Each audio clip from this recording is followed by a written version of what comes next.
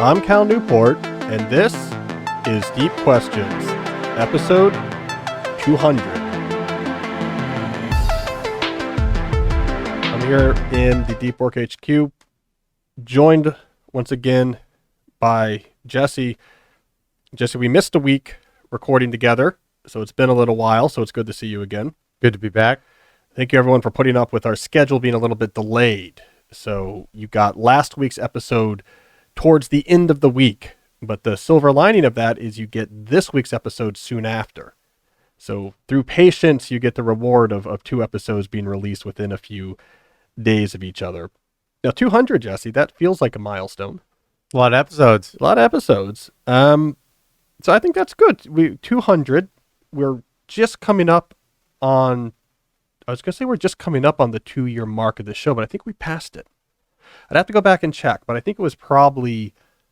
You started in May. Late May 2020. So we've passed the 2-year milestone. We have about 6.5 million downloads. Maybe 10 million would be the nice next download milestone, though I'm less interested these days in total downloads. I mean, that depends on how many episodes you do and other things. I think I'm more interested in per episode downloads, and that's a number that's been going up.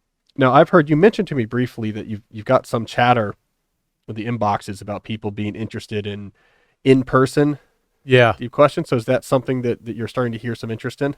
Yeah, several people have reached out and talked about it, and you've talked about it for over a year, because even when I was just a fan listening to it, you talked about it. Yeah, that last summer I wanted to do it, and then I got lazy and I didn't do it. But maybe soon we'll try it. I'm assuming Nats Park. There'll be plenty of seats available. Yeah. Nobody's going to the games. We could do it concurrently with the game. And maybe you could play an inning because they'll need a third baseman. Exactly. Like, as long as you guys are here, is there anyone who can give us 2 innings of relief? We're whatever it is. Aaron Sanchez is no longer available. That's good. All right, so we're back in action. 200 episodes, a lot of downloads. We'll be meeting in person at Nats Park soon. We got a good show ahead of us. A bunch of questions and calls. Later, I will be doing the books I read in May. I forgot to do that in the last episode because Jesse wasn't here, and I forget things when he's not here. So we'll get to that later. First, though, let's do a deep dive. So I'm going to do a deep dive on an idea I've been thinking about. I'm calling this the Feedback Council idea. And I'm going to open with an article. I don't want to spend a lot of time on this article. It's just going to motivate this bigger idea of feedback councils. So I saw this article the other day. A listener sent it to me to the interesting@calnewport.com address. So there was this article that appeared in the New York Times that was about CNN's new leadership. So this is from June 5th, as you can see here. So what has happened at CNN is there is a shakeup.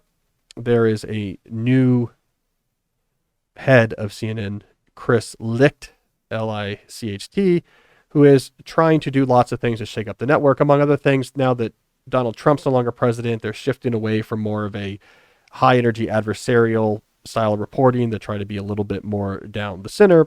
There's a lot of changes that Chris Licht is doing, but there was one in particular that caught my attention. That's what I want to highlight here. So for those who are watching, you can actually see the article. For those listening at home, you just hear me talking about it. So we have right here, producers have been urged to ignore Twitter backlash from the far right and the far left. All right. That, I think, is a good idea. I want to explain why I think it's a good idea, because it will give us some ideas about how the rest of us should be thinking about living our lives in a digital world, whether or not we run a network. So to explain why I think that's a good idea, let's start with the notion of feedback more generally, and in particular, the role of feedback for human beings. Human beings are wired, neurologically speaking, to take feedback from other human beings very seriously. We pay a lot of attention to it. It has a lot of effect on how we feel. So we're very wired for this. Then there's two good reasons for this from an evolutionary perspective. One is tribal cohesion. So when you can watch and monitor very carefully the reaction of people around you to what you're saying, it allows you to adjust what you're saying in such a way to try to maintain social comedy, to maintain positive affect between people. You see the body language show, I'm going into dangerous territory here. You pull back a little bit. This helps keeps tribal groups happy amongst themselves. Now, I talk about the neuroscientific backing for how this happens a little bit in my book, Digital Minimalism. I get into how much of our brain is actually dedicated to processing all these complex input channels that come from person-to-person interaction. But the high-level summary there is we monitor the people around us while we are talking, and we take that feedback very seriously. It's very affecting. The other advantage of feedback from other humans is that it extends our ability to cogitate beyond just our own brains. Now, if there's a group of people, getting feedback from other people in the group on a plan, on an idea, on an initiative, allows you to essentially tap into the cognitive potential of these other brains, forming a larger collective brain that is more nuanced and smarter than any one brain potentially in isolation. This was a great trick of evolution.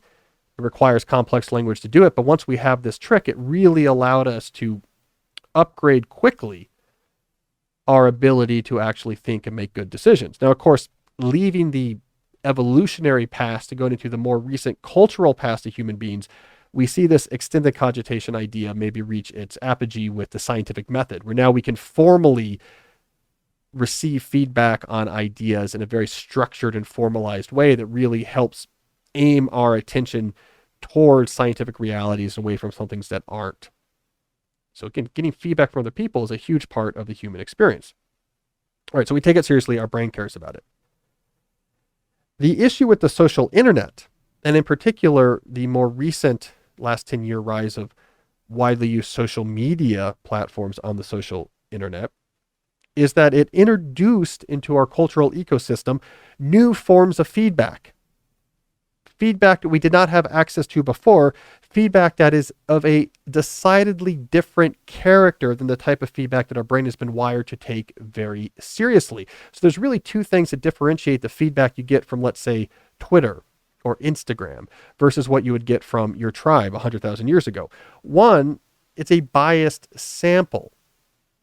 So when you're getting feedback from the internet, it's not as if you are randomly sampling the population and getting a true representative sense of how people feel about what you just said. It's not as if, like it is in our Paleolithic path, it's the same group of people giving you feedback that have given you feedback on everything else. So if their opinion shifts, then that's probably represents there's something going on here you should pay attention to.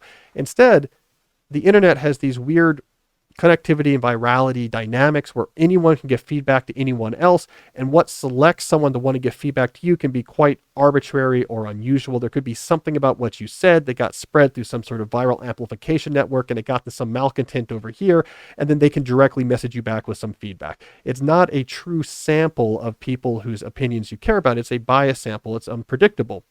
The other issue with feedback from the social internet is that a lot of it is in bad faith. If you're talking to, let's say, your sister, in general, they're probably trying to give you good feedback. It's what they honestly feel about it.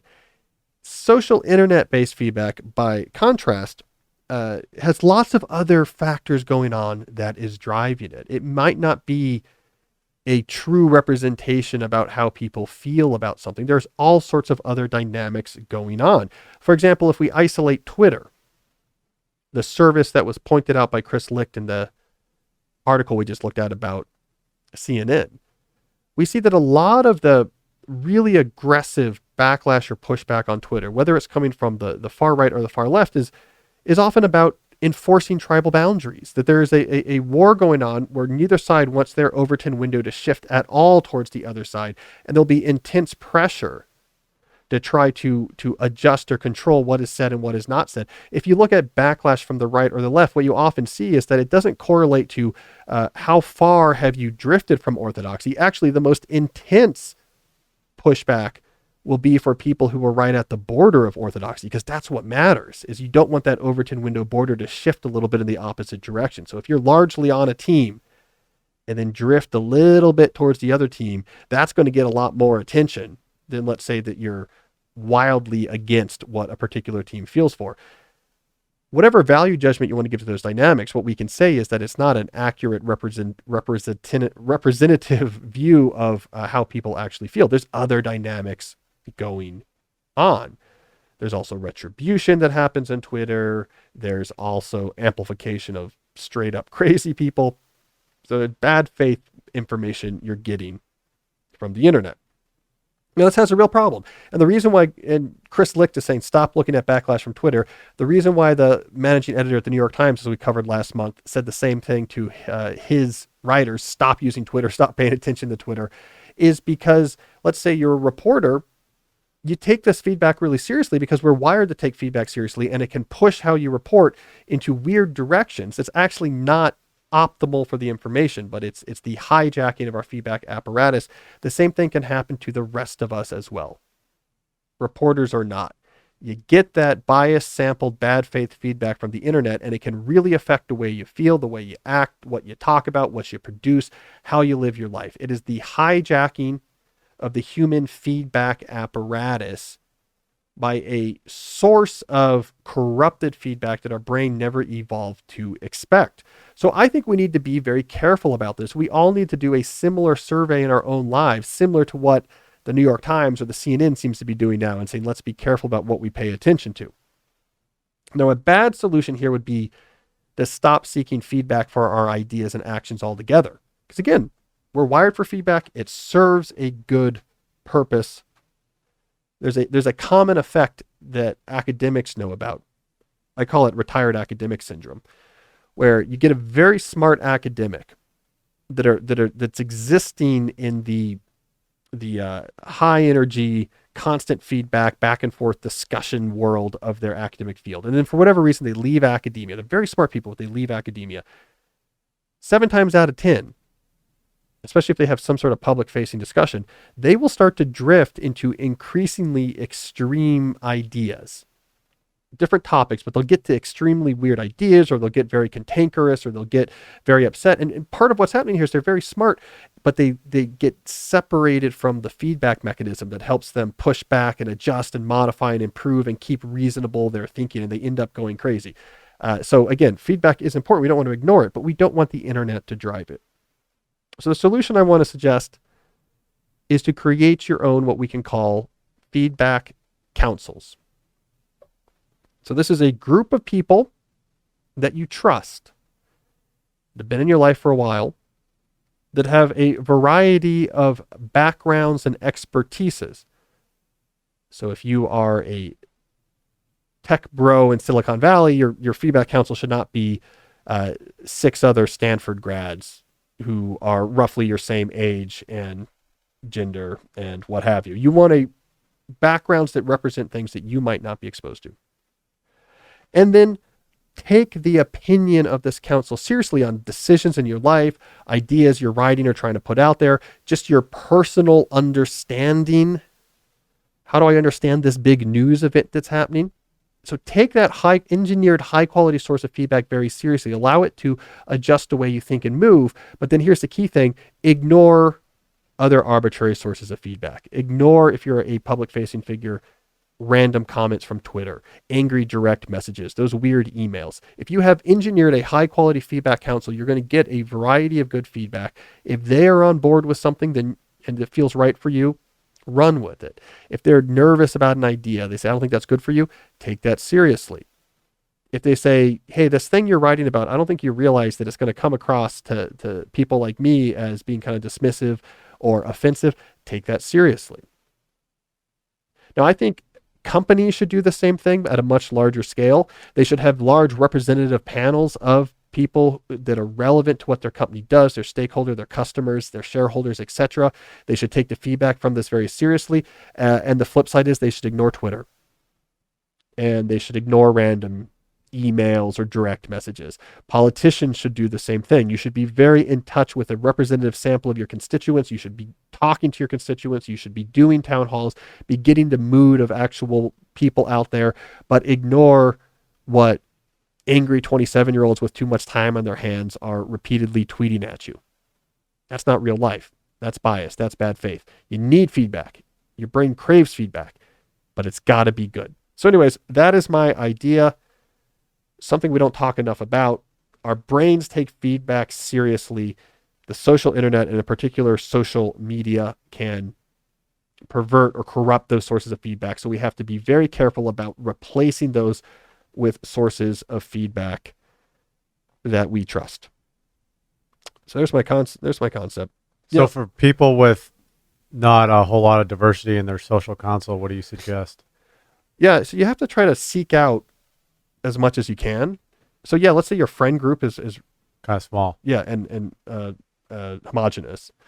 See if there's maybe through at work or through family, or a cousin, or do the best you can. But I think you want to mix, like, in a perfect world, there's a lot of things you want.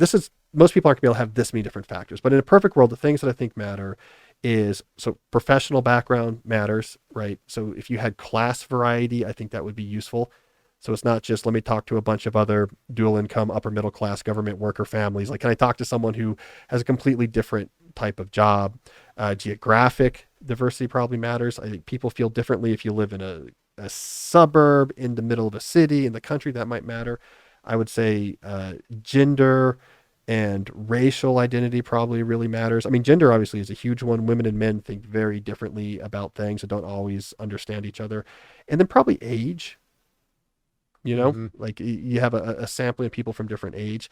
You're not going to hit all of those probably in one group, but having some source of feedback. Now, I kind of cheat that a little bit. I use informally longtime reader/listeners. Like, this is the nice thing about my online world. It's been around for a long time, so starting with the blog, and then it turned into an email newsletter. Now we have the podcast, but it's not huge. And it doesn't have a big social media presence. I don't interact with people on social media. And so the group of people who send me emails or comment on blog posts, and you see their messages, it feels close knit. It somehow has escaped the dynamics. And I think, I shouldn't say somehow, I know exactly why. It's because all this interaction is happening in the absence of social media, with all of those weird incentives it has. If all your content's in social media, then you can find these weird bias samples of feedback where your content moves through amplification networks and gets to some corner of people who are upset at you. But when you're not on social media, it's a much tighter knit audience, and it's really interestingly diverse. Different countries, different backgrounds, different types of jobs, working class, non-working class, all sorts of different racial identities. And I get all sorts of interesting feedback from people. And so it's my secret weapon, I think, is that I have this cabal of really interesting people that's small enough that it's a pretty good sample. And I would say our crazy to normal ratio is really small. We occasionally get some crazies, but we don't get that much crazy. Do you know any retired professors who have done this to not go crazy? They should. It really is common. Because the problem about being a professor is you're smart, so you can convince yourself. It's completely reasonable to you. That's why they get conspiratorial. It's completely reasonable to you that you could figure something out that no one else understands. And if you don't have that feedback saying, yeah, that might be true, but you've kind of gone off the deep end on this one. Without that type of feedback, they end up in crazy places. Like, being smart is a problem when it comes to conspiratorial or weird thinking. They either get conspiratorial or they get cantankerous and just kind of mad at everyone, So if I ever retire from academia, if I start going on about contrails and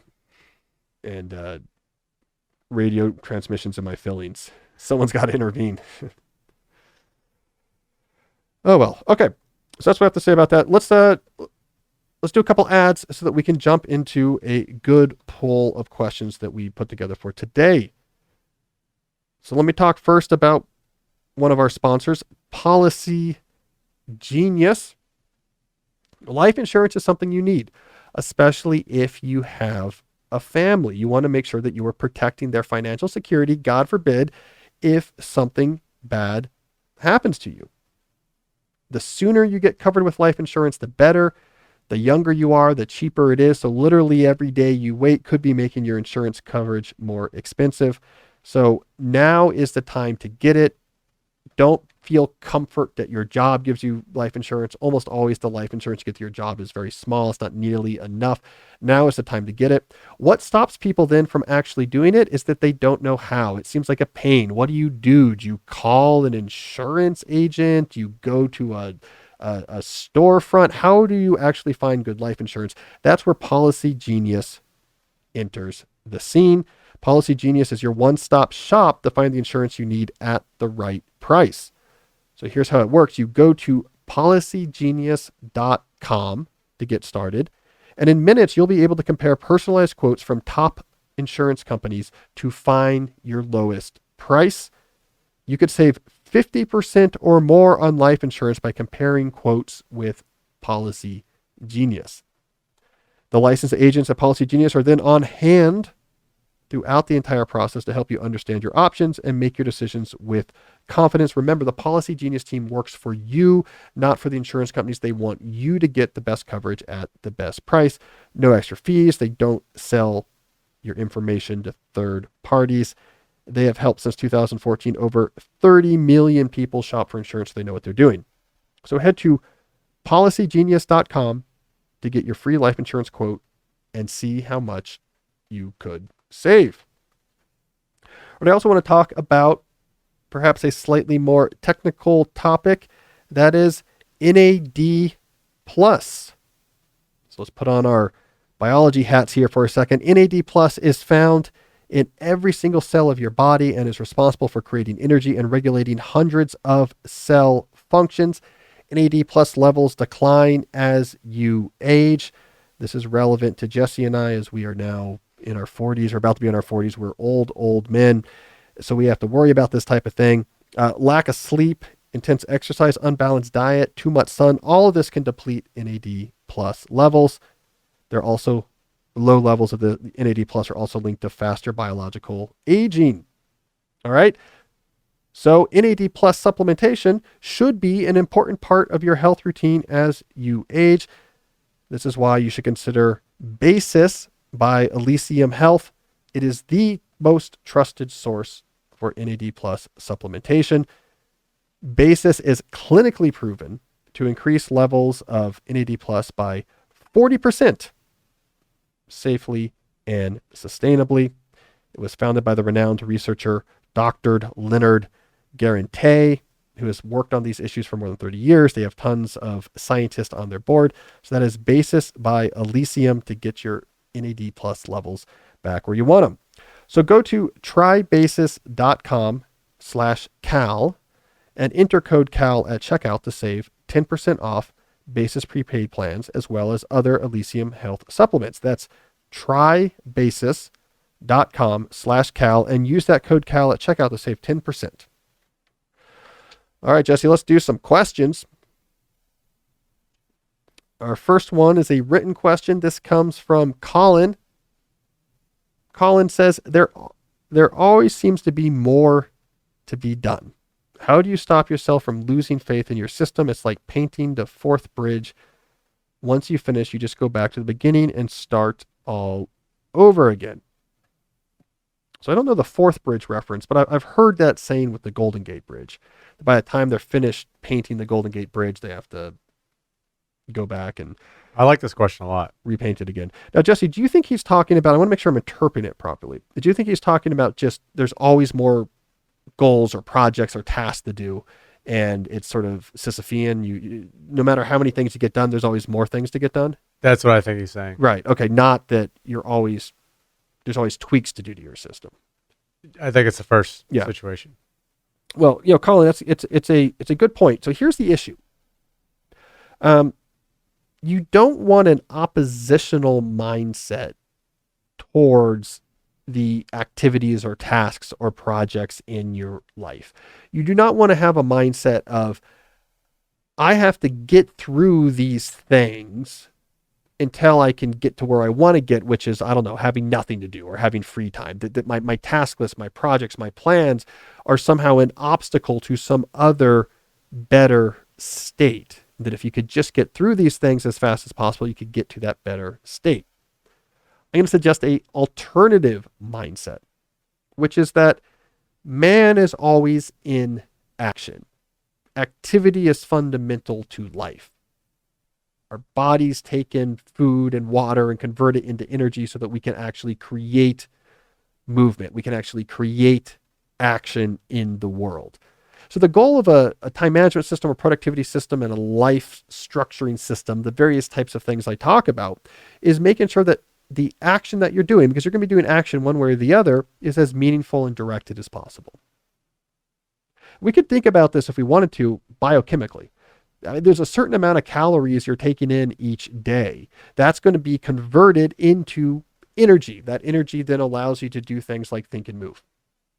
You're taking those calories, you're going to create that energy every day. There's a certain amount of energy you are burning through. So the question is, what do you want to get in return for that energy? And so thinking about interesting or meaningful things or things that are useful to the world, being a leader, being effective, being good to others, all of these type of positive targets for your energy is good.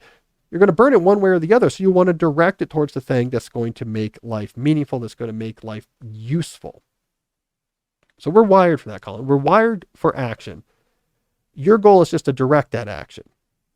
It's nice to take a break now and again, but I can tell you, if I could take everything off your list, every task, every project, bring in a whole staff to take care of your every need, you could just sit there. There's the hammock. We'll bring you food. We'll bring you water. You don't have to do anything. You're not going to be happy. And the reason why you're not going to be happy is that our mind does not expect life to be like that for any extended period of time. Action is fundamental to the human experience. It's your job to try to make that action as useful as possible. So the bridge needs to be painted because otherwise it rusts. So keep painting. All right, we got a second question here. This one comes from Chad. Chad says, do you have 2 shutdowns if you split your day job and your side hustle with family time in the middle? I work my day job and do a shutdown around 4 p.m. and then family time until 9, at which point I work on either improving my work skills or doing a contract job or writing a novel. At 10:30 when I wrap up for the night, should I be doing another shutdown? A good question, Chad. Do dual shift working arrangements require 2 shutdowns? I would say no, at least not nearly as extensive as a shutdown as you were doing after your initial work stretch that ends around 4. What I would recommend is that when you're winding down that initial work stretch, so you're doing your full shutdown complete routine, maybe from 3:30 to 4, that you prep the work you're going to be doing that evening, right? So if you're going to be writing a novel, you get the sources you need. If you're doing some contract work, you gather whatever information you need for that work. If it's a skill building, you pull out what you need for the lesson you'll be doing. So you make a plan and prep what you need so that when you get to that next block, that 9 p.m. block that you're doing in the evening, you can get right into work. Now, when you finish that work, you want to tie up loose ends. So if you're writing, there's usually some tying up the loose ends you want to do at the end of your session. So you'll be prepared next time. Maybe you have some thoughts you didn't get to, you want to jot those down or update your outline now that you've done some writing, if you've thought about it. If it's contract work, you want to make sure that you've shut down exactly where you are and what comes next. There's some tying of loose ends to do with the particular effort you just did there, but that's it. You don't have to do a full shutdown routine. The only thing I would say in addition to be careful about is that you avoid opening lots of loops in the evening session. Don't go on email, don't go on Slack, don't do those type of efforts. That's something that might actually require a shutdown routine to close down all those open loops. But if you're focused on one thing in that evening block and you prepped it before your afternoon shutdown routine, you should be fine just executing, tying up loose ends, and you should be able to move on and let your head hit the pillow after that without having too much actual sort of anxious chatter lurking. How long does your shutdown routine take? It depends what I do with my email inbox. So if it's a day where I'm saying I want to really get my arms around email before I shut down, it could take a while. Otherwise, it doesn't take too long. It doesn't take too long. So you do that with your email a few times a week? Yeah, probably a few times a week. I mean, again, it's very confusing for people because most people are ensconced in the hyperactive hive mind. So I get lots of like, when I see an email for the first time, it's one of three. Did you get this? Hey, what's going on? Did you get this answer? I think a lot of people have a hard time just because it's out of their realm of experience with this idea that, of course, you're going to just answer my email.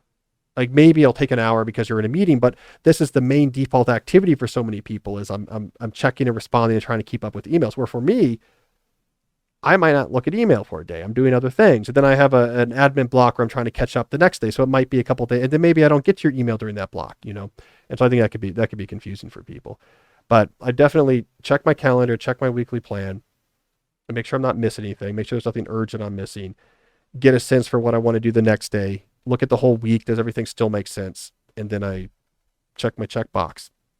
When you check your email, do you ever wish that it was less number of emails, or do you like unsubscribe from Yeah, well, stuff, like, or...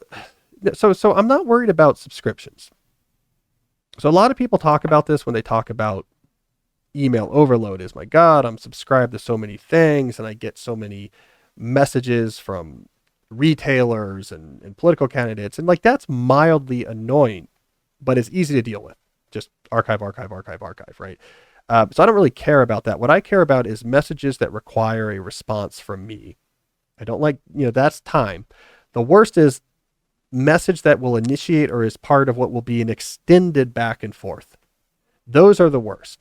I don't think people realize, and I get into this in my book, A World Without Email, but I don't think people realize that the real productivity poison is asynchronous back and forth messaging with email. We have to figure something out. It's going to take us 5 back and forth messages, because to get through 5 back and forth messages is going to require me to check that inbox 50 times, because I can't wait 2 days for each of those messages to go back and forth. We have to make a decision today. That's the thing that really drives inbox overload is, okay, we have to have conversations going back and forth. So there's nothing I hate less than that ambiguous message that is kicking off some sort of extended back and forth conversation. That is the poison.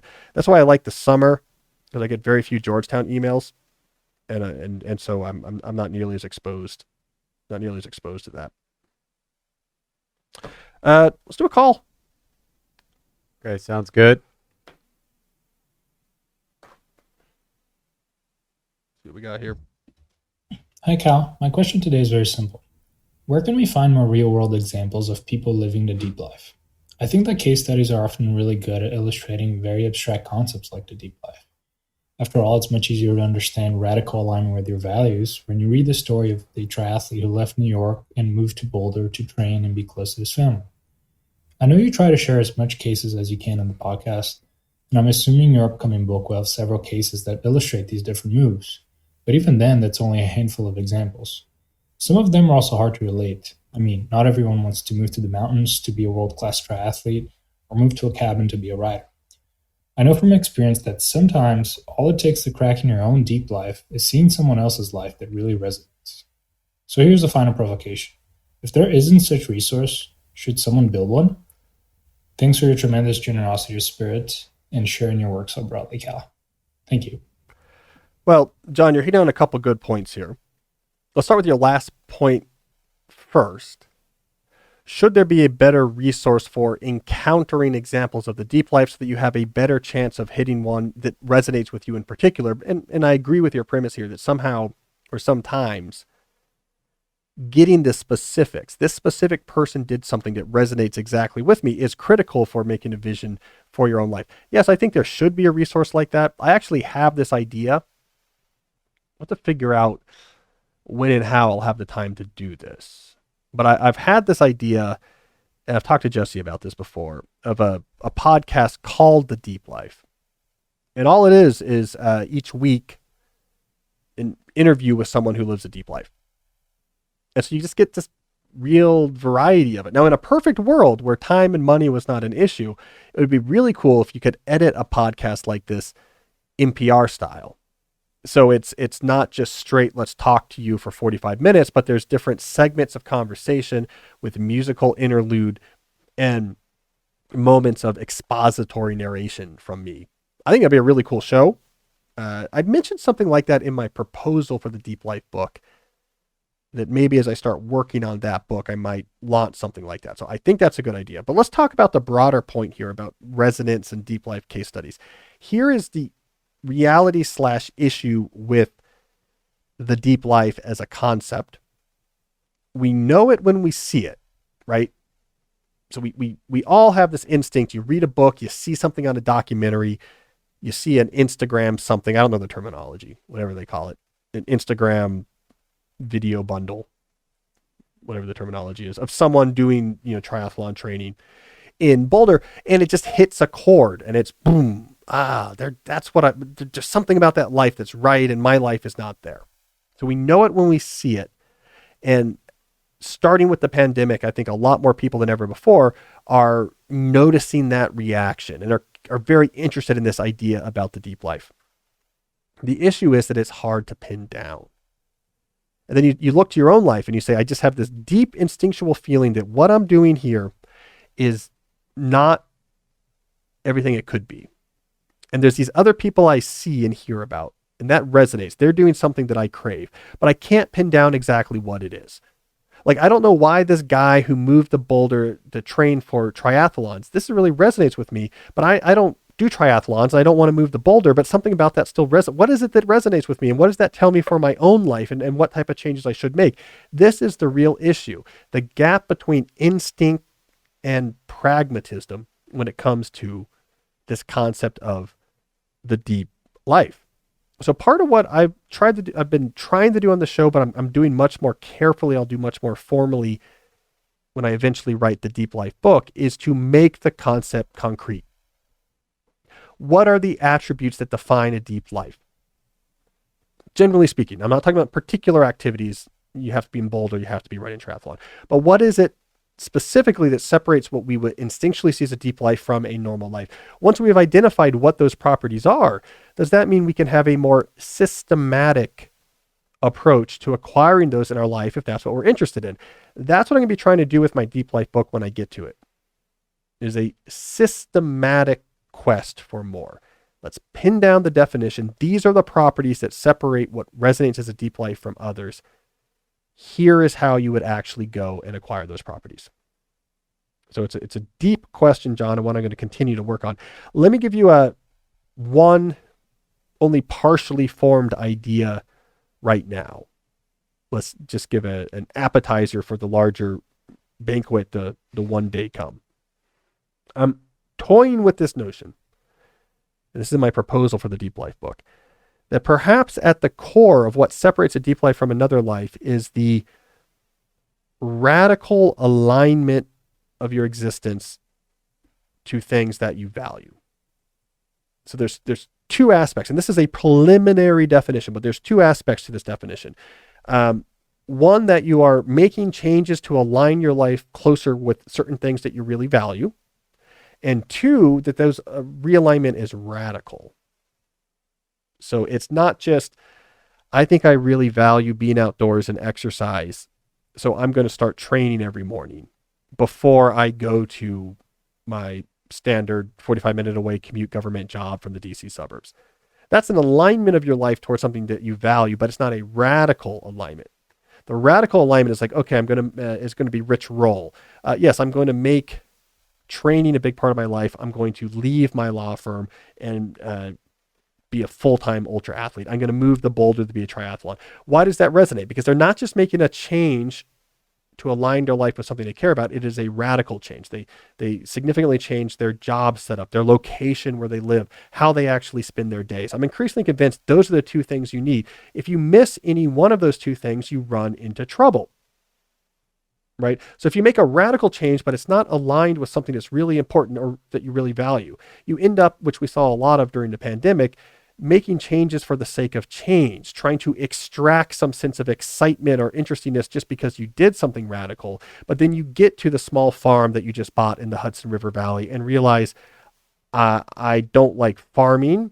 It's weird and quiet out here. I can't get good coffee. This is terrible. This is actually nothing here aligns with something I deeply value. That's a problem. Similarly, I think, is if you're really clear on what you care about, but your change is too small, it's not radical, it's nice, it's better than not doing it, but it's not going to give you that deep resonance of the deep life. It's the difference between, Bill McKibben leaving the New Yorker to move to that small house up in the Adirondacks, the rightful time about nature, and Bill McKibben saying, on the side with my New Yorker job, I want to be working on a book about nature and go to a retreat once a year. So the radicalness matters too. So that's one of the ideas I'm working on, John. I think maybe you need both those things. The radicalness unlocks some sense of, I really do care about this. It's a real engine of motivation. But figuring out what you care about and making the right choice, like this actually is important, and believing it's important to you, that's important too. So probably those two pieces have to come together. But I think we're going to see a lot more of that in the near future and for a while going forward. People willing to make radical changes, to do radical realignments. I think we've woken up a little bit, that we have more options than we think. And there's more things we could be doing with our lives to make it interesting. What about in cases where somebody, like a case study where somebody already kind of has a deep life? Do you think it needs to be as radical, or do you think it just needs, there's like different tiers?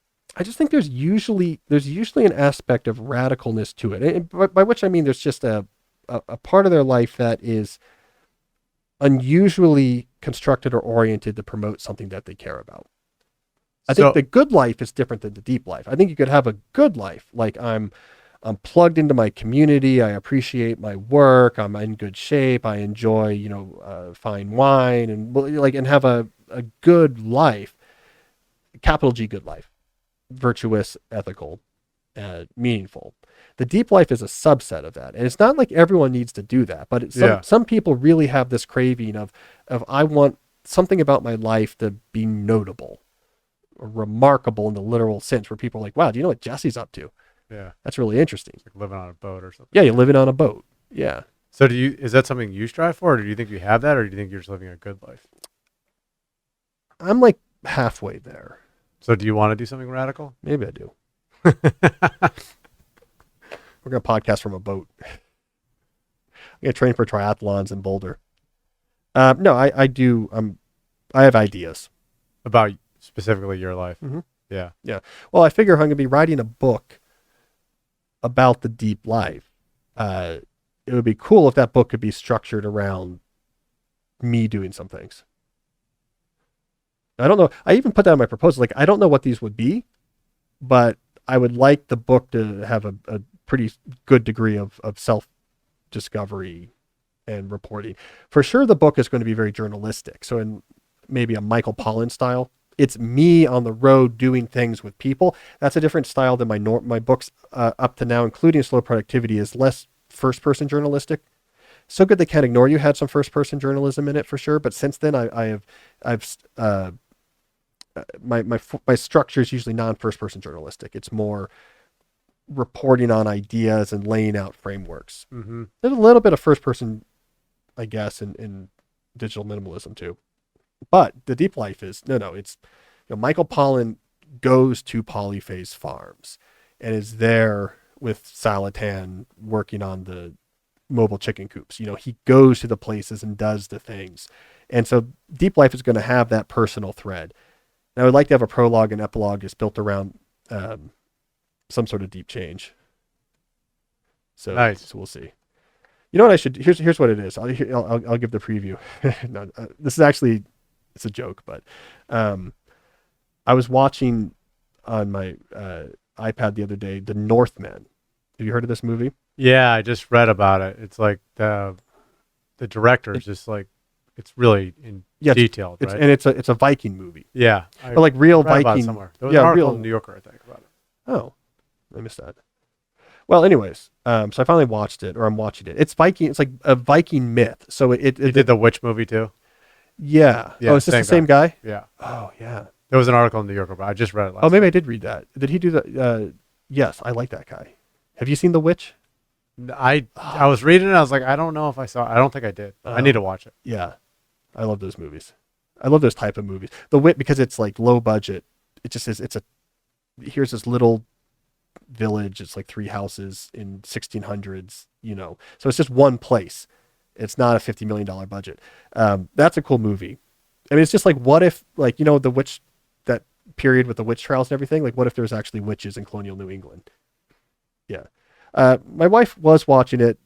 At some point they're grinding up babies to make so their broom can fly or something. And she was done with that. Anyways, this is all to say, this is a very roundabout way to get to. So this is a Viking movie that stars Alex or Alexander Skarsgård, who people might know from True Blood and some other things. He's 6'4", right? He's a 6'4" kind of Viking guy.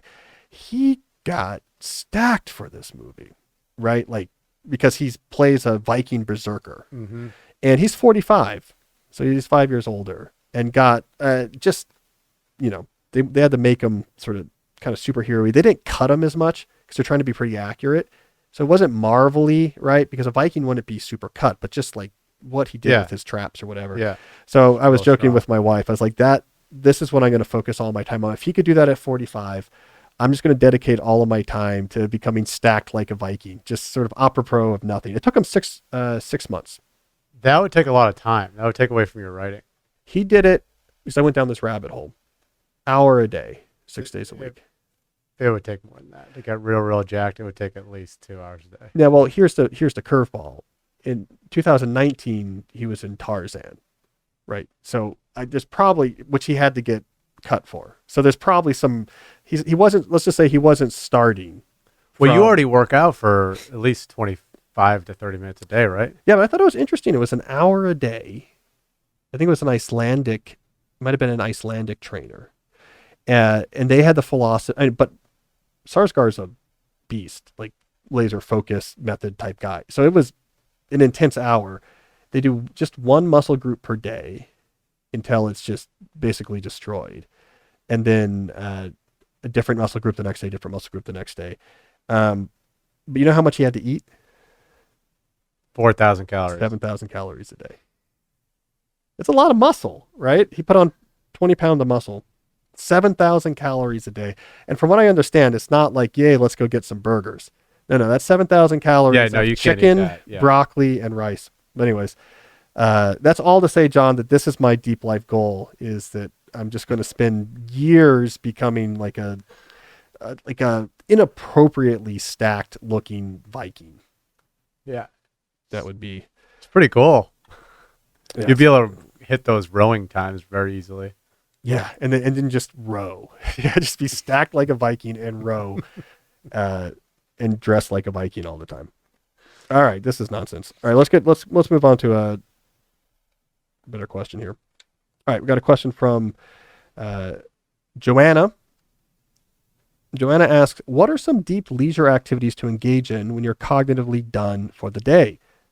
I'm a professional turned stay-at-home mom with 3 kids. I need to prioritize sleep and am unwilling to sacrifice morning sleep time for leisure. So this means realistically I have from 8 to 9 at night for my leisure. I'm fine with that length of time, but since my brain is kind of done for the day, I find it challenging to engage in cognitively demanding activities at that time. I would love some crowdsourced examples of leisure that is satisfying but gentler on my brain.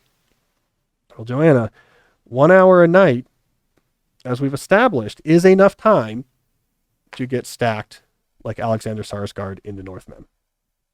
I think that's what you need to do, is train intensely with an Icelandic personal trainer to build up unreasonable trapezius muscles. All right. I think we agree about that. All right. So Joanna, I have a couple things to say. First of all, I didn't list it in the question, but you told me the ages of your kids. They're young. There's like an 11-month-year-old, and I think it was like a 3-year-old and maybe a 4-year-old. So let me preface first of all with, you're in a narrow, unusually difficult period in those kids' life, and especially because you're coming off of the pandemic last year, and I don't know what the situation is with doing preschool or daycare, but you probably have those kids around a lot. So you're in an unusually hard period. So let's preface it with that. The rest of your life, starting in a year or two, is going to look very different than right now. So anything we're talking about right now is just, okay, during this temporary, all hands on deck, unusually exhausting period of parenthood, how should you think about leisure? And the first thing I'll say is, in this period, is like, don't worry too much about it. Look, what is your job is you're trying to keep these 3 entirely unreasonable beings alive while keeping your sanity. So you don't want to add another thing on your plate that why am I not getting in my full hour of Sarsgaard style exercise each night? Why am I not learning the piano or mastering new skills? It's because you're doing something incredibly difficult right now, but it's not permanent and it's going to get easier. Why does it get easier? Because pretty soon most and then all of those kids are going to be gone every day. They'll be at school, they'll be in daycare. Now you're going to be dealing with planning. I have this time free from the kids, then I have different things I want to do with it. It gives you so much more flexibility in terms of thinking about what to do. Okay, so but what should you do right now when you have these 3 kids and they're at home? All right, I have a few things I wanted to mention. One, integrate more restful or leisurely activities into the day, even during periods where the kids are around. Just figure out how to do this. My wife and I have a lot of creative approaches to doing various things like that with various combination of kids around. It's not uncommon for my 3-year-old. I've taught him to want to work out with daddy. And so he will often sit on my concept 2 and go back and forth while I'm doing weights, or if I'm using the screen, like with a workout guided on the screen, I'll bring him down and give him an iPad. And I've learned he's learned to associate, like, oh, I get to go on the iPad for 20 minutes while dad is exercising. So there's things like that you can do. There's activities like gardening or outdoor activities you can kind of involve the kids in. And also just have periods where, like, now you guys do screens and I read or I rest, or I push you to the park and I listen to a podcast. So make sure you have plenty of leisure and rest throughout the day. 2, assuming that you're not a single mom, and I don't know that's the case, but assuming that you're not a single mom, I'm going to guess that your husband doesn't work until 8 o'clock every night. So get him doing more things, make that more regular so you can have an opportunity to do other things, more structured leisure before 8 o'clock. That's too hard of a job to raise 3 kids all the way until their bedtimes. No. If you can get help, you should have help. So if he's around, tell him to get off the couch. All right. And then finally, I would say, don't try to do something super cognitively demanding from 8 to 9 after a hard day. I think you were right about that. Have a little structure for things you like to do then, but what are you structuring towards? Rest, relaxation, recharging. You mentioned yoga. That would be great. You mentioned doing a podcast. That'd be great. Going for a walk around the block and listening to a podcast. That'd be great. Maybe do a little bit of reading to kick off that period. And then from 8:30 to 9, there's a show that you watch. I think it helps to have a little bit of structure to that time. Like, this is what I do during that time. There's a little routine because you get more relaxation out of it. But those activities should absolutely be recharging and relaxing. I mean, honestly, with 3 kids your age, maybe 8 to 9, the right activity should be drinking heavily. But you'll probably get better use out of that if you start around 3 p.m. because by then is usually when we're done. I'll tell you, that is the hardest part, at least in our experience of COVID. Forget the disease. 3 kids at home, not able to go to school, makes you feel like probably just to be safe need to go to the hospital. Because I'm not. Yeah, I probably need to be hospitalized during this. Because it's the worst. It is the worst. So I hear you. All right, Joanna, but it gets better. You'll be there soon. All right, Jesse. Let's do one more call. Do we have something? Yep. All right, excellent. Early retirement call. Oh, there we go. Hi, Cal. This is George here. I have a question for you about testing the waters and getting in the reps as a writer. Let me explain. I've been a manager at a Fortune 50 company for over 20 years. I've been in various marketing and general management roles in that time and do not have any specific technical abilities. I'm very fortunate to have the option to take early retirement in 3 years when I turn 55 and focus my efforts in other areas. I enjoy nonfiction writing and, in fact, had a successful personal finance blog for many years. I shut it down about 5 years ago, though, as it was too distracting from my career where I needed to focus. But with a potential retirement looming, I'd love to get back to writing. I have a clear vision for how I would like to spend my time when I retire from corporate life. Get up early, work out, spend 3 to 5 hours focused on deep work, writing specifically, and then spend the afternoons on other hobbies and activities with my wife, sprinkling in travel and visits with the kids and eventual grandkids into the mix. My question is this: how do you recommend I test the waters on my writing ability and start to get the reps in now so that I will be ready to ramp up when I retire? I still have a full-time corporate job. I'm looking forward to hearing your take on this, and thank you for your podcast, which is now my favorite. You provide tremendously good advice, and I recommend you to my college-aged kids. Cheers. Well, George, a couple things to say here. So one, early retirement sounds great. 55 is actually our target as well, because it's when all of our kids will be out of the house. So I don't think I would retire in the sense of, leave university or something like this, but we definitely plan 55 as a key turning point where maybe we'll live half time somewhere else or do something interesting. So I appreciate that. Two, I like your proposed schedule. That's my full-time writer schedule. It's what I do right now, for example, in the summer, something more or less like that, where, I wake up, I write and do deep work. I end the writing.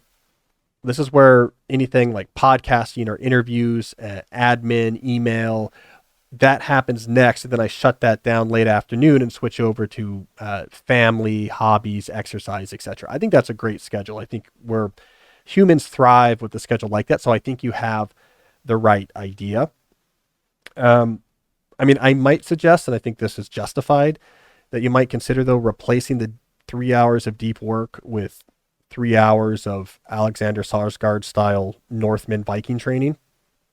So I don't know if you know about this, but I've been a big proponent of that. So just become an unusually stacked Viking. No, but here's my main point, though. Is it super important that you get in these writing reps before you retire, as opposed to, would that not be a great thing to be doing with your deep work time once you retire? So I don't know that I would unduly stress myself right now with a full-time Fortune 50 management job to get in a lot of writing somehow on the side, with this idea that it will be better to hit the ground running, I suppose, when we retire, versus like the first year of your retirement is very rapidly getting up to speed. Now, when you're working on something every single day, it's like trying to develop your writing habit. When you can work on that every day during retirement, what you can do in 6 months might take you 3 years working on the side in your corporate job. So I don't think you're giving up much time if you're deferring some of this training until you actually get to retirement. So I want to plant that seed first, because what would I do? If I was in your situation, I think I would reactivate some sort of media presence that gave you the chance to be writing and thinking, maybe a combination of a newsletter and a podcast. I would use that to develop your ideas. Like what are your current theories or ideas on personal finance, to find your voice, to find your niche. And then maybe after a year or two, if you could build some sort of audience, maybe thinking about writing a book. And I think that would be hard to start on the side, as you discovered in your Fortune 50 job. It's hard to maintain a regular podcast or newsletter. Anything like that requires regular investment of time. You can't just do it occasionally. So again, it might be something you want to wait till that early retirement, but then really lock into it hardcore. The one thing you could do, you need to find some sort of way to do occasional work as time permits that might help you get back in the writing shape. So if you could figure out some targets for articles, this might be in trade publications or business publications, etc. So we take an article commission and spend some time for the next 2 weeks working on that. And then there's a busy period for 6 months where I do nothing, but then I sell another article somewhere else, and that gets me thinking of writing again. That might not be the worst thing, just to start loosening up those proverbial muscles a little bit. But the main thing I'm going to say to you is, maybe that's what year one is about in your retirement, is getting back to thinking and writing and finding your voice and finding your message. And I think that'll be fine, because again, you're not dependent on this to make your living. You're retired. You've saved up money to live off of. So I wouldn't kill myself now, knowing that a big expanse of autonomous time is lurking not too far in the future. All right. Well, speaking of writing, I do want to talk about the books I read last month. But first, before we get there, let me just briefly mention another sponsor that makes this show possible, and that is Blinkist. So Blinkist has been a longtime supporter of this show. What they offer is 15-minute text and audio explainers of over 5,000 nonfiction books divided over 27 categories. If you want to know the big ideas of a best-selling nonfiction book, you can either read or listen to a blink, which is what they call them, and quickly get up to speed on the big ideas. They also now have summaries from podcast as well. So they call those shortcast. So I'm a believer in Blinkist. I think it's a great way to take a topic, learn the lay of the land, look at a few books on the topic, read the blinks, learn the terminology, learn the major ideas, and then decide which of those books, if any, do you want to buy and read in more detail. It is like a cheat code to developing and exposing yourself to some of the best ideas being spread out there in books. Interested in blockchains? Get the Blockchain Revolution. Interested is Yuval Harari's follow-up to Sapiens, Homo Deus? What the heck is that about? Is it worth it? Read the Blink first. Then you know what you're dealing with. So right now, Blinkist has a special offer just for our audience. If you go to Blinkist.com/deep to start your free 7-day trial, you will get 25% off a Blinkist premium membership. That's Blinkist, spelled Blinkist, Blinkist.com/deep to get 25% off and a 7-day free trial. Blinkist.com/deep. I also want to talk about ExpressVPN. Now, going online without ExpressVPN is like leaving your kids with the nearest stranger while using the restroom. Most of the time it will probably be fine, but you never truly know who you're trusting. Why would you ever risk it? I'll tell you who does not worry about leaving their kids with strangers in the restroom. Alexander Skarsgård from The Northman. You see that guy's traps, you say, I'm not messing with your kids. But if you're not Alexander Skarsgård, you would not leave your kids with a stranger. Now, this is why you need to be using ExpressVPN. This is just a metaphor for, obviously, internet use. Using the internet with a VPN is like, I'm just going to trust that nothing bad is going to happen. And guess what? Sometimes bad things will.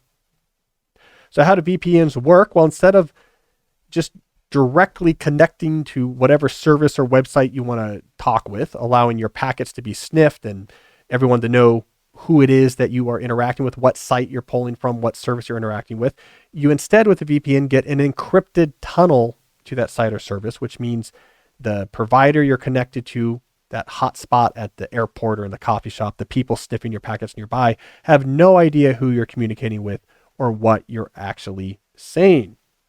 You do not just have to trust that the provider you're using or the people nearby are good. You can make it so it doesn't matter whether they are or not. If you're going to use a VPN, then ExpressVPN is the one to use. It is easy to set up. It's seamless once it's on there. You use your devices or computer just like normal, but your traffic is now going through a VPN.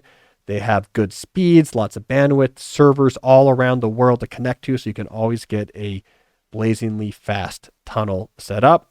So you need to use a VPN, and if you do, ExpressVPN is the one I recommend.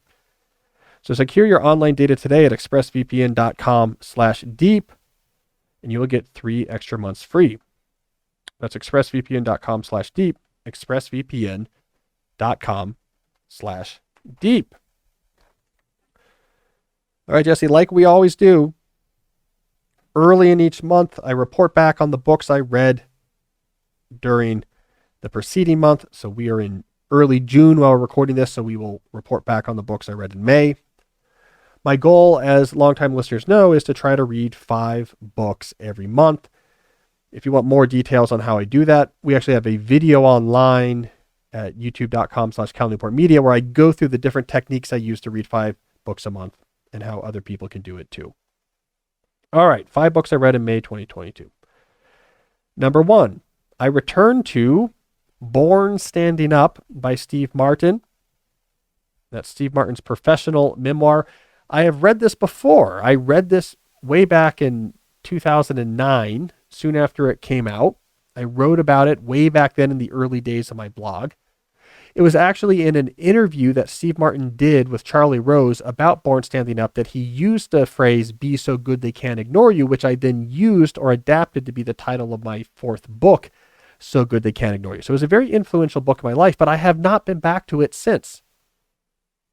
It's been over a decade since I read it. So I went back and I read it, and it was great. There was a lot I had forgotten, and I was able to extract a lot more rich detail. And again, what makes this a good book is that it is focused just on his professional career. Steve Martin's point with this book was he didn't think enough detail is often given in celebrity memoirs about how people actually build their career. So this was just about the craft, how he built up his act, what went well, what didn't, his breaks, his steps back, how he moved forward again. So I thought it was very interesting.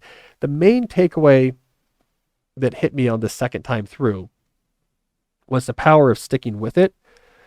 It took Martin years for his act to break with a lot of steps backwards, and he was incredibly focused during those periods on continuing to polish and develop his act. And it was actually in the end the confidence and expertise that was developed by that relentless focus and drive to improve that tipped him.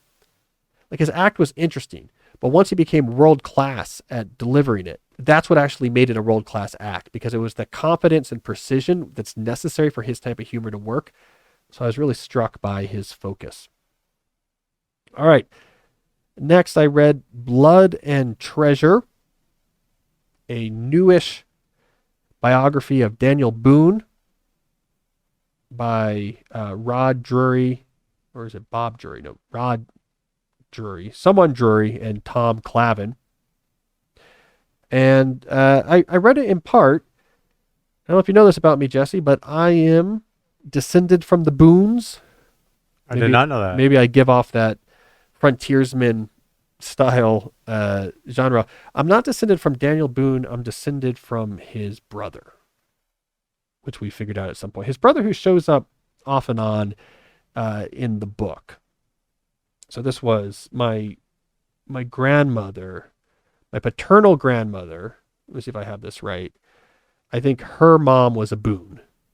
So we're actually not too far off the actual Boone line, but not from Daniel himself. And I do remember that growing up, we went to a Daniel Boone historical site, and there's a register to sign if you're a descendant. And they said, you're a descendant of his dad and his brother, but not of him. So we weren't able to sign the book.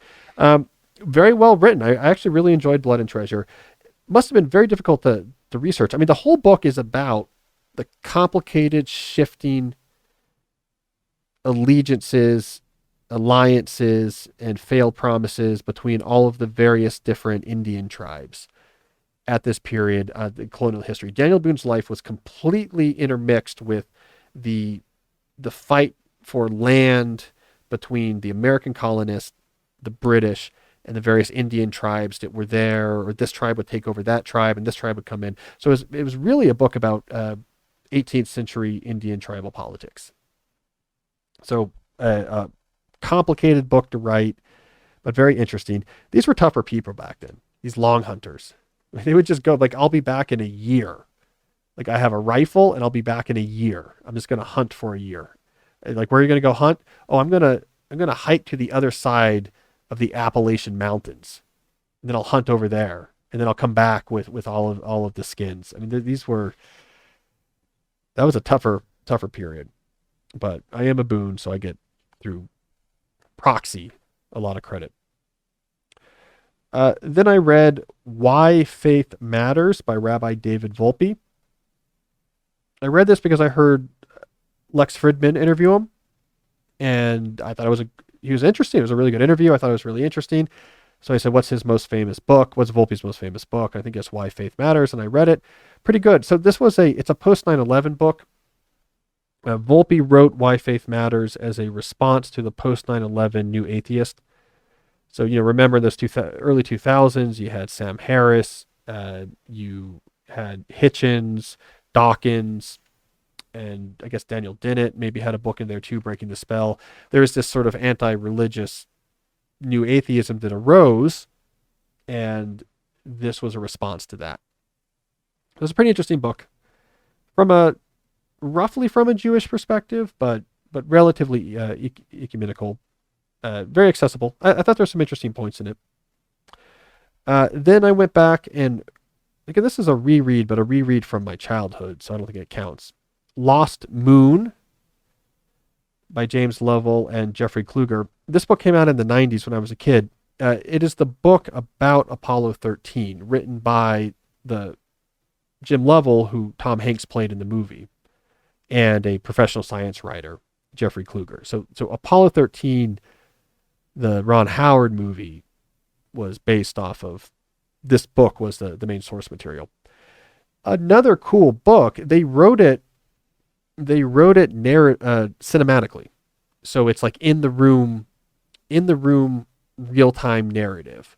Like this person said this person grabbed this thing, which is probably the right way. And it goes back and forth between mission control and the capsule, but it's written embedded in the action itself. So, then Lovell hit the switch and this happened. There's not a third person narrator voice of like, then what was happening on da. So it really moves, and it's a crazy story. I mean, what happened on the command module and what they had to do to save it. And Kluger just went back through transcript, and they really picked apart what happened and the tick-tock of how it unfolded and who said what. And so it's really an achievement as a book. As a nonfiction writer, I can say it's a fantastic story, obviously. I mean, stuck in space and you have to get saved. But to write this book is not an easy feat. I mean, it took a huge amount of research. So it's a real achievement as a book, and incredibly interesting to read. So forget the movie. You gotta read the book, Lost Moon. And then finally, I read The Lost City of Z by David Grann. So David Grann is a New Yorker writer. He's sort of I don't know if he's a target of envy, but he's sort of what you imagine when you're at Columbia Journalism School and you're thinking what you want to do as a writer. What you imagine often is David Grann. So what he does for the New Yorker is he does these long form journalistic pieces where he usually goes on some sort of adventure with interesting people with interesting things happening.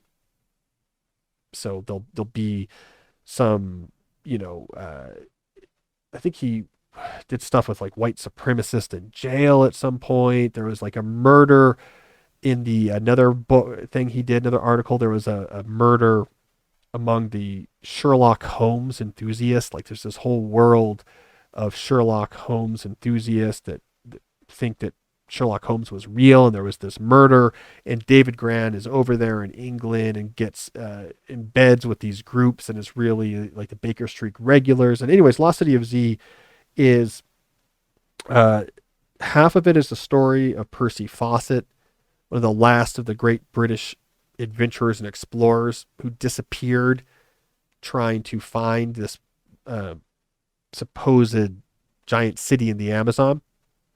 So it tells his story, but then interleaves with David Grann going to the Amazon and actually putting together a team and going in himself to try to find some evidence of what they found.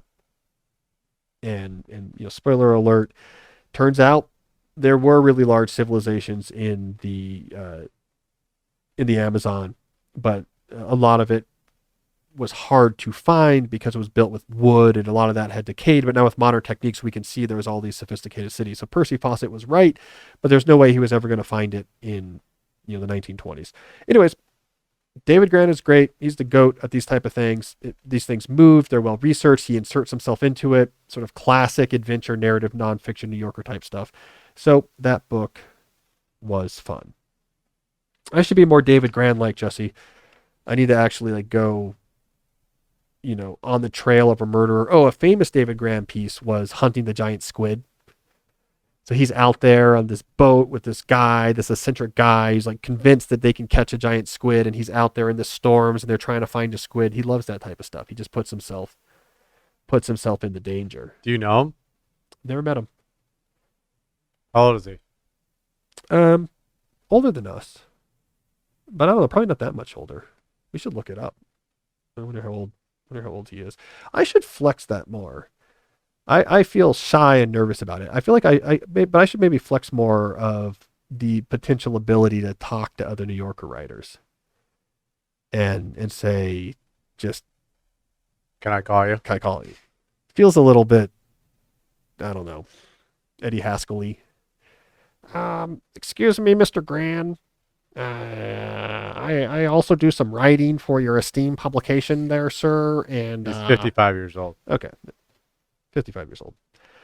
And I would like to talk to you on the telephone. The problem is, if someone wrote me like that, I would be like, oh, this is annoying. So I don't. Though I'll tell you, I do want to, before time is too short, and I'm sure there's not much time left to do this, just given his age. I really would like to meet John McPhee. And I've built the intro to Slow Productivity around John McPhee. And I grew up near Princeton, and I'm around there all the time. So I'm going to see. He probably just goes, walks the campus, walks home. Yeah, he's older. I think he's in his upper 80s now. So I don't know exactly what his situation is. But I would love to meet him once. So maybe that's one place I will do an Eddie Haskell flex. Like, sir, I write for your same esteemed publication, and I would like to stop by and say hello. And so I'll try that. But I think it would be cool for the opening of that book, when I'm telling this story about his work habits and spending a whole year writing one article, to be able to actually be there and see him would be cool. So I might try that. Well, as you said earlier, when you were talking about your plans for the deep life, you might be doing something related to David Grand, right? Yeah, maybe I could become a David Grand style writer. Yeah. No, Well, if you're going to do something deep life, I mean, that's kind of like going on a boat trying to find a big squid. Yeah, but then he comes back, and then Well, he you comes. don't want to stay on the boat for your whole entire life, do Well, you? yeah. But Like, how many squids do you want to catch? but see, like in that case, that's more like he does adventures for his articles and then goes back to his normal life. Where the deep life, you want. I mean, that is a deep life. Well, he's probably always working on something, so it probably has I think something he weird is. that he's going to do after that. Well, he wrote a book, the Something Summer Moon. So Something Summer Moon, about this murder on an Indian reservation around trying to get oil rights or whatever. Anyway, Scorsese's making a movie out of it right now. So, kudos to him. That's a really cool book, and I feel bad I'm getting the name. It's something Moon.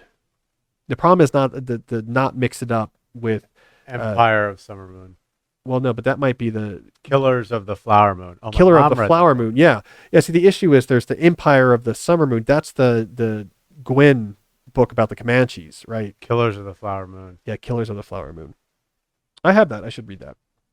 But David Grand lives a deep life. Not the squid hunting is a deep life, but probably a life where you do adventure journalism. Like Yeah. that's interesting, right? Like a lot of these full-time writers, their lives are interesting. Like they're unusual. In his case, like he travels and goes these adventures and comes back and writes on them, and he kind of does it on his own terms. Like that's pretty cool. Or you have like the Sebastian Youngers of the world, where he goes with his family to their little house in the pine scrub in Truro, Cape Cod, and he sort of like chainsaws trees and writes, He goes to whatever a was going boxing on. gym, too. Yeah. Yeah, that's another guy who's older than us who Yeah. looks like he could beat me up. All right, well, anyways, enough of that. How long did we go, Jesse? Ooh, hour 20. This is what happens when I get away from the studio too long. So let's wrap this up. Thank you, everyone, for listening. If you like what you heard, you will like what you see. Videos of full episodes and select segments available at youtube.com/Cal Newport Media. If you like what you heard, you'll also like what you read. Sign up for my newsletter at calnewport.com. Be back next week at the normal time with a normal episode. And until then, as always, stay deep.